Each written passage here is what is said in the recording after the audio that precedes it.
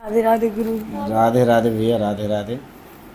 पढ़ाई किस समय करनी चाहिए? पढ़ाई करने के लिए वैसे तो उत्तम समय माना गया है ब्रह्म मुहूर्त।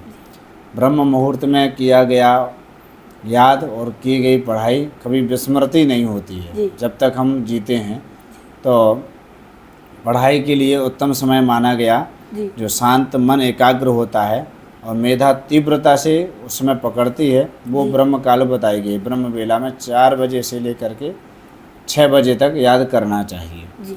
और दिन में जब भी समय लगे, जब भी पढ़ने बैठें तो मन से बैठें, मन को एकाग्र, मन को हल्का करके बोझ लेकर के ना बैठें। संध्या के समय याद नहीं करना चाहिए। संध्या के समय जब हमारी आरती का समय होता है 6 बजे का, उस समय याद नहीं करना चाहिए। और रात्रि में ज़्यादा समय जाग कर के पढ़ाई करने से विस्मृति हो जाए। ज़्यादा समय रात्रि में नहीं जाग कर के पढ़ाई करना चाहिए। पढ़ाई करने के लिए उत्तम मुहूर्त ब्रह्म काल बताया गया। ब्रह्म मुहूर्त में ही याद करना चाहिए। संस्कृत विषय को कैसे पढ़ना चाहिए? संस्कृत भाषा हमारी देव भाषा है। जिस प्रकार से देवों की वाणी कहा गया हो, संस्कृत भाषा है।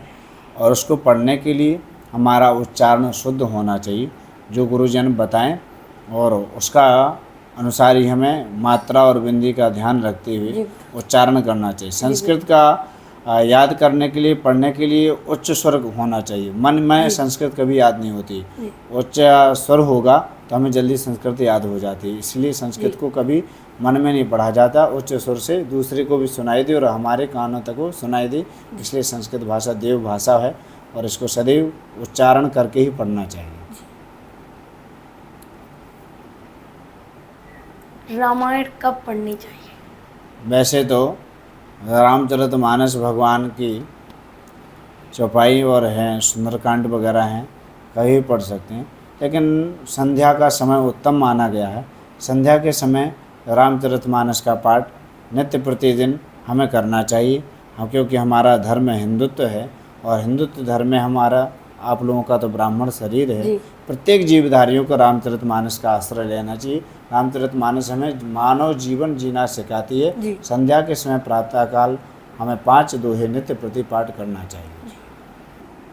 सुंदरकांड किस समय करना चाहिए? उसमें क्या फायदे हैं? सुंदरकांड का कोई विशेष ऐसा समय नहीं बताया गया है।